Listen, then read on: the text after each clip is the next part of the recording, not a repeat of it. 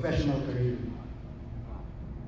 Never mind me, I guess I'm used to it, but when I look behind me to where my family was seated, my wife and her daughter, my daughter, they were in near tears. I thought at the time that I had enough of coaching, that I didn't deserve everything that had happened so far. But apparently God had other plans. I'm thankful to our management, Boss Ricky, Boss MVP, for continuing to give me the opportunity and their trust. And now we're here. Who would have thought, right? The very first time I received the award was 2002. And people ask me, what's the difference between then and now? And I say, it's the hair. I had jet black hair then, and now no more. It's all white. But it's always special. Every award, every year, every season is special.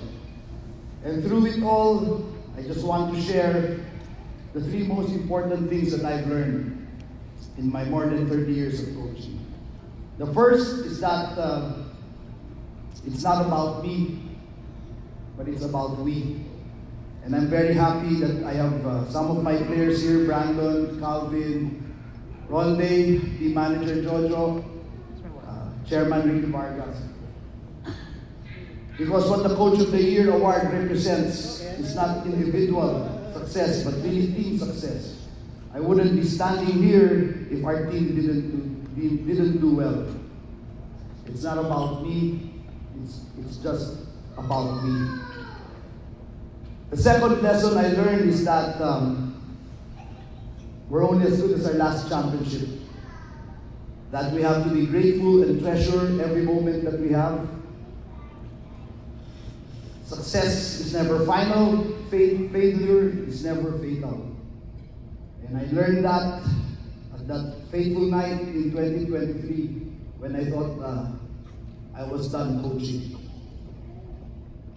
Finally, I always tell my players, putting in the effort, doing extra sprints, running extra laps, being dedicated, being disciplined,